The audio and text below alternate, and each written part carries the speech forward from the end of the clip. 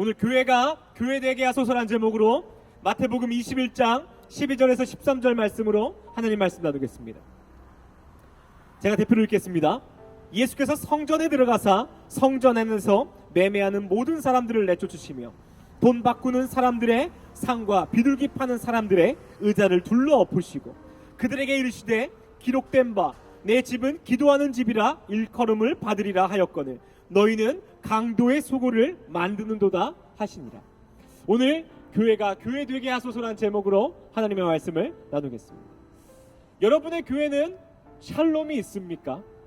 또는 여러분은 여러분의 교회를 사랑하십니까? 사실 이 질문은요 굉장히 웃긴 질문입니다. 왜냐하면 교회 안에는 당연히 평안함이 있어야만 합니다. 교회가 하나님이 주인 되시고요 우리가 그리스도인답게 예수 그리스도를 닮은 사람이라면요 우리 안에 사랑이 넘쳐나야만 합니다. 그런데 세상이요 이렇게 질문합니다. 그 교회가 진짜 하나님의 것입니까? 그 교회에는 예수님을 닮은 사람들이 진짜 있습니까? 라고 묻습니다. 그 이유가 무엇일까요? 더 이상 교회가 교회되지 못하고 교회의 주인이 하나님이 아닌 한 개인의 목사이거나 장로들의 것일 때가 너무나 많음을 보았기 때문입니다. 돈 때문에요 또는 자녀를 위해 세습을 하고요 수많은 문제들로 교회가 무너져 갑니다. 그러나 이 시간 그 교회가 회복되어질 방법이 무엇이겠습니까? 세상적인 방법으로요 교회는 전도 축제를 합니다. 매일 예배 가운데 철야를 하고 부흥회를 합니다. 그리고요 교회에 재정이 부족하면 작정 헌금까지도 합니다. 이것이 진짜 교회를 살아나게 하는 방법일까요? 이 부족한 종이 확신하고 믿는 것은요 모든 것이 살아나려면요 하나님의 은혜가 필요하다는 것입니다. 우리의 노력, 우리의 방법, 세상의 방법이 아닌 하나님의 은혜가 필요하다는 것입니다. 교회가 살아나려면 하나님의 은혜가 있어야 됩니다.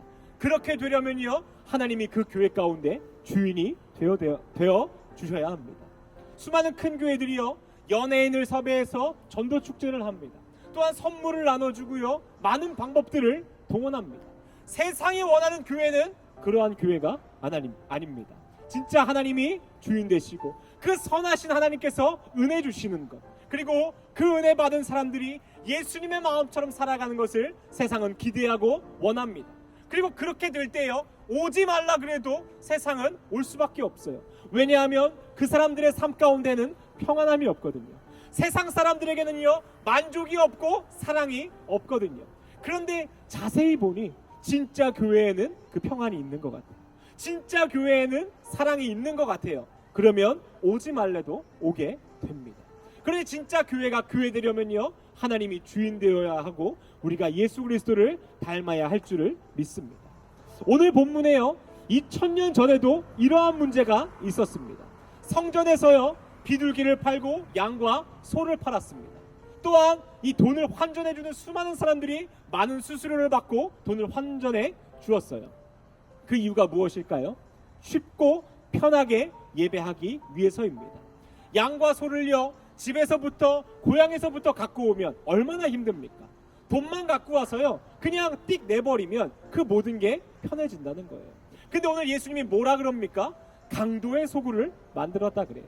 지금 이 시대로 따지면요 유튜브로 저 집에서 TV로 예배하겠습니다. 헌금이요 제가 온라인 계좌로요 그거 적어 놓을 테니까 매달 빠져나가게 해주십시오. 그리고 저 주일에 시간이 좀 안 되거든요. 토요일 예배 만들어 주시면 저 토요일 가서 주일처럼 예배하겠습니다. 이러한 모습과 같은 거예요. 그럼 이렇게 예배하고 이렇게 신앙생활을 하는 사람들이 뭐라고 얘기하겠습니까? 그게 뭐가 틀렸는데요? 뭐가 잘못되었는데요? 여러분 혹시 사랑하는 사람과 연인 사이가 되었는데요 야 우리 만나지는 말고 화상통화만 하자. 그리고 맛있는 거 있는데 배달의 민족으로 너희 집 시켜줄게. 난 우리 집에서 먹을게.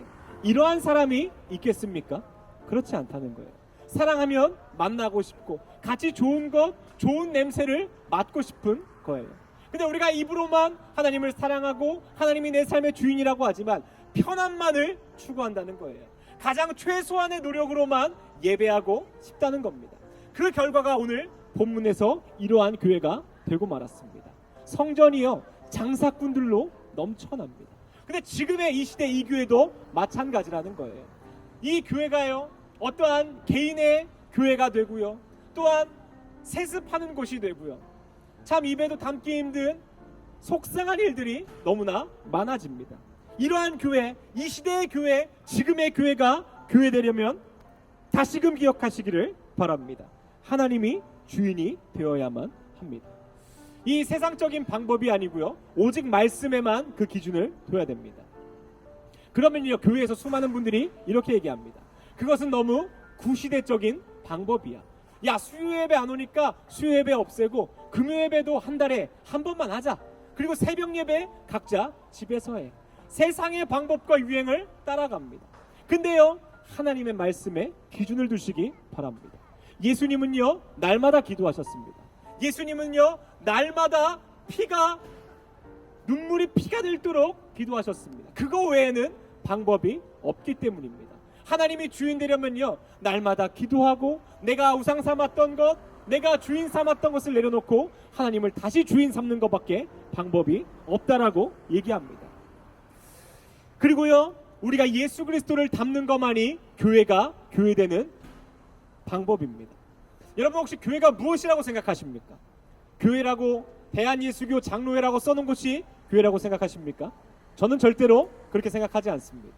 하나님이 주인 되시고 예수 그리스도를 사랑하고 닮고자 하는 사람들이 모인 곳이라면 그곳이 어디든 교회가 됩니다. 마태복음 7장에 이렇게 얘기합니다.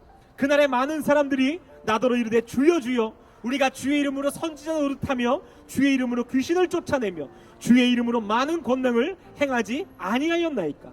그때에 내가 그들에게 밝히 말하되 내가 너희를 도무지 알지 못하나니.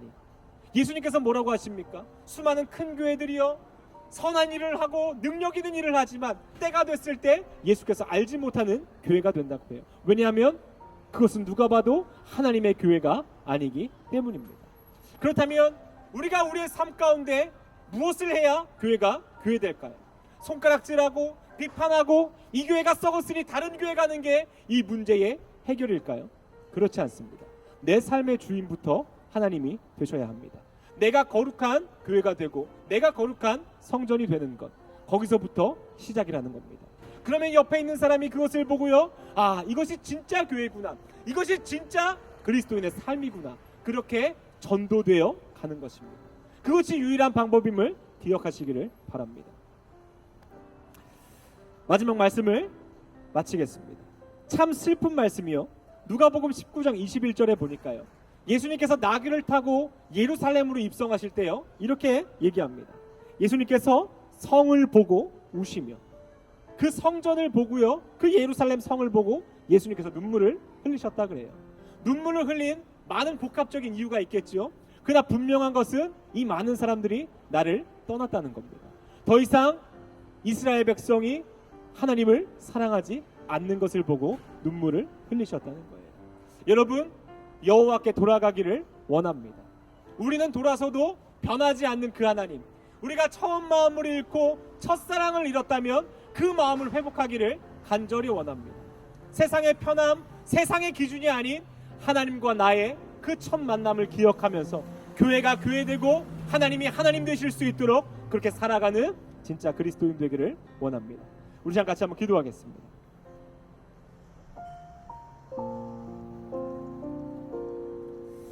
이 부족한 정도, 시간이 흐르면 흐를수록 편한 방법, 또한 효과 있는 방법만을 쫓아갈 때가 많습니다. 그러나 하나님께서 원하시는 것은 그런 게 아니라는 거예요. 내가 너를 사랑했고 네가 나를 사랑했던 그 순간, 그 모든 것을 다시 원하십니다. 우리 다시 그 첫사랑의 마음이 회복되어지기를 원합니다. 우리 같이 한번 기도하며 나아가겠습니다.